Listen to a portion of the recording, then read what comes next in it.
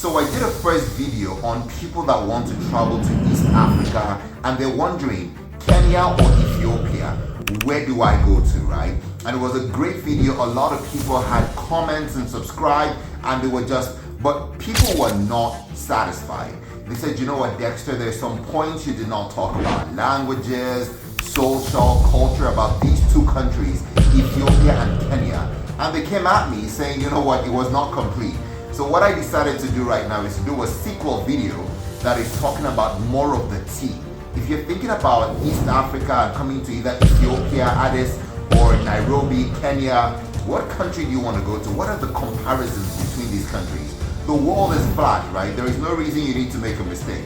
I have traveled across Africa, so many countries, I've lived in so many countries, and why do you have to get lost when you have people like me that can just give you the tea? I've eaten, drank, and done all of that stuff to these countries. I'm going to be helping you out there. There is no reason you need to make a mistake. Ethiopia or Kenya, what country is better to live in, to visit, and what are those comparisons you want to know? You're welcome to round 2. Let's get into round 2 and we'll get into it. If you're not subscribed, subscribe, do all of the good stuff, check out the other videos, you're gonna love it, and welcome to the family. Let's get into the second one.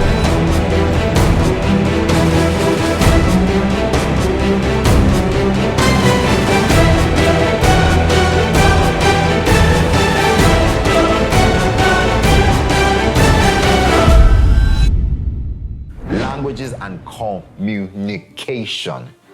There is a language called Amharic. It is spoken in Ethiopia. It's an offset from Jewish, or it's an offset of a special language. It is hard. If you thought any language in the world was hard, this one is pretty hard. I mean, even saying thank you in Amharic is like long. You know, thank you is like thank you. 2 syllables, right? When you want to say thank you in Ethiopia, it's like it's almost like I'm going to school. Okay, maybe not going to school. It's like amasiganelo. Amasiganelo. I mean, that's like 6 syllables.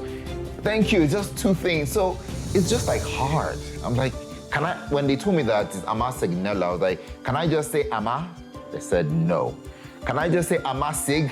No, you have to. I'm like, geez. So Ethiopian Amharic is tough, and it's the local, it's the spoken language. A lot of people have started to speak English because of the influx. Some schools teach English as well, but do not assume that you're just going to go to the streets and communicate with everybody. When you go to the market, I struggle. When I go to like the biggest market in Ethiopia, Mercato, right? I think that sounds, at least that's one thing that sounds a little bit like English, right? Market. It's called Mercato, but I know it's not even from the word market, but it's called Mercato, right? It's big, one of the biggest markets in Ethiopia, one of the biggest markets I've seen in Africa, right? Very huge. It's Amharic. If you don't speak English, you're just gonna be lost, right? Even in the clubs, if you wanna speak to people, like, hey, hi, my name is Dexter. They're like, daga, daga, you're like, geez. So it's tough, right? Even in schools, it's a tough one, right? So be ready for that. You're gonna need a translator. You're gonna need like a guide or maybe a friend of yours that you're visiting. Then that really would be great. But don't think you're just gonna go in there with English and think that, yeah, that you will save the day. Be ready for that. Amharic is hard. Kenya, on the other hand, with Swahili. Swahili is a bit easy. Welcome is karibu, same syllables. Asante sana is easy to learn. Swahili is very literal. You write it the way you read it. You know, if karibu is K-A-R-I-B, a kid can spell karibu. So it's very literal. Swahili is lovely. It's an amazing language. You know, you can build blocks, you know, for it. And there are even like the Sheng, which is like local pidgin or corrupted versions of Swahili that is easier, slangish, cooler, more Gen Z. So yeah, for me, I think language, Swahili, and in Kenya, remember, English is also a commonly spoken language across everybody. So you got English, and then you can also learn like Swahili, which is pretty easy and pretty fun. So that's something you want to watch out for in that space as well. Language is better in Kenya. So for that round, Kenya wins again, you know, but Ethiopia, yeah. Amasignelo, thank you. But yeah, I think Kenya wins that round. Now, in terms of culture and values, Ethiopians value tradition, they value discipline, they're very stuck in traditional ways and really believe in it. Church in Ethiopia, if you go to a church in Ethiopia, be ready to spend nothing less than 6 hours in church. Sunday is like a whole day at church. If you spend 6 hours, you are lucky. It's like a whole day. You go in the morning and it's really, really deep. I mean, churches right now in the world, they do 2 hours, 3 hours, maybe 1 hour. Sometimes you're out. Ethiopia is very deep in the traditional Christianity of what is done Orthodox. So be ready for that as well. There are some more progressive churches as well, but Orthodox Christianity is still the big basic, space in that area. So you want to look out for that. You really want to be aware of that from a value perspective. Those are the kind of things that the discipline is high. Even when the fasting is fast, they fast for about 250 days in a year, over 200 days in a year, in Ethiopia. So it's a culture of discipline, and it's something that they've lived by, So I think levels of discipline in Ethiopia, values, Orthodox, I respect that. Very, very stringent. Kenya, on the other hand, is with colonization, I think it became very British, a bit more flexible, because of the different tribes and different values still exist there, but not as much. It's a bit loose, a bit free, a bit liberal, a bit more less conservative. So because of that, I respect values, I respect local tradition. I believe that if a country has their values and that's their principle, you got to support it and you got to allow them live, right? Nobody would ever tell China to drop their values, right? Or the US. So I think I believe in that. Because of that, from a value perspective, I would really put up Ethiopia. Good values, good respect, and good conservative mindsets. And so because of that, in that round, I would give it to Ethiopia. But that's my personal opinion because I'm a stickler for values and I respect people that uphold their values to the grave. So Ethiopia, you got that round.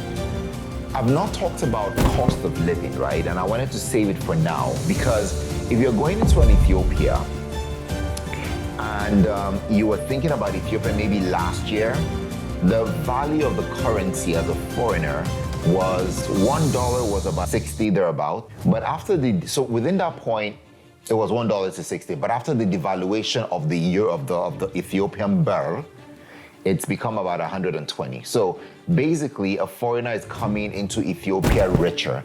You have more money to be able to spend.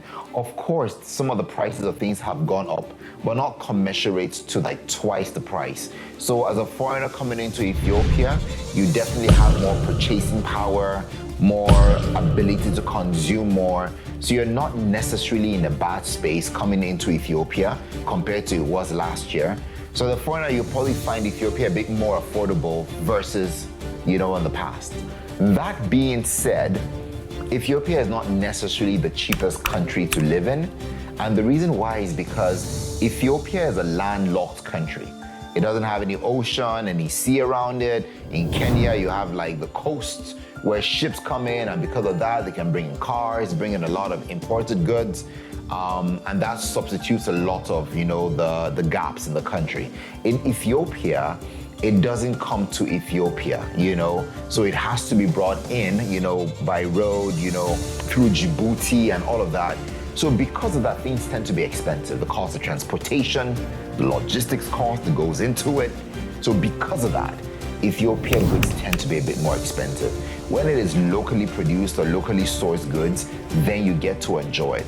But what I figured out is that the locally sourced products and goods, it's usually loved by Ethiopians. So if you're a foreigner, you're not necessarily in love with the Ethiopian palate, flavors, taste, the quality of the things in there, then you might not necessarily have the best of times because you're going to be paying more because most of the stuff you're going to be buying or eating, it's going to be imported, right? So cost of living is a bit on the steep side, accommodation, because the great quality ones are not necessarily in abundance, then you tend to pay more versus like in Kenya where there are like great houses everywhere. And eventually you want to stay like in an expat community, you know, the bully atlases, then you start to pay a lot more. So because of that, I find Ethiopia more expensive, you know, than to live in than in a Kenya is what I find. Cars. The most expensive cars in Africa, I think, are in Ethiopia. And I think it's not because the cars are even like so amazing. It's because Ethiopia has a policy where they want to watch the number of cars in circulation in Ethiopia. They want to keep down traffic.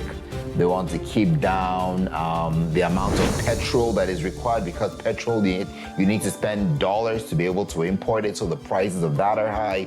So they try to watch it. So because of that, the import duties and duties on cars coming in, because of that, the cars are so expensive. What you would use to buy like a new car, right? Or a pre-owned car in some countries, you're going to be getting like a 2007 model, a really old car for that amount in Ethiopia. So you might see people driving cars that don't look so great. They look like old models. But believe me, what they pay for those cars might be equal to what you paid for your car in your country. So the cost of living in Ethiopia, I find it quite steep. You know, so be ready for that. If you're going in, you have to buy a car, blah, blah, blah. Make sure you got the right allowances, all of that stuff, right? So if I was going to choose between the countries, I would choose Kenya. You know, if you really want to go and have a good time at a good cost and all of that, Kenya, you cannot go wrong. Ethiopia, you know, I love you guys, but that round is not yours. You know, so that's cost of living. Safety and security. I think that both countries are safe and secure. I felt very safe and secure in both of the countries. So at some point, I felt that both countries had the same level of safety and security. And anytime I walked around freely the same way. And the people were not attacking, they were not aggressive, they welcomed you, they understood you, and I felt pretty safe. I was in Bole on that street, and this guy just walks up to me, right? And he's like touching me by the side here. He walks up like he wants to get money. He's like, do you have any money to just give me? And he's asking me, looking very impoverished and poor. And then he touches the side of my jacket, saying, hey, take a look at the side of your jacket. As he's touching there, or he's trying to point to it, his hands are trying to feel for my phone. But he doesn't know that I'm like very street smart. Then I feel the hands and I just hit him. Maybe I just realized that he's trying to steal my wallet or my phone. I just touch it and he takes off. After that day, I was fine, right? Because I mean, I've probably seen worse, right? I've had things happen to me, right?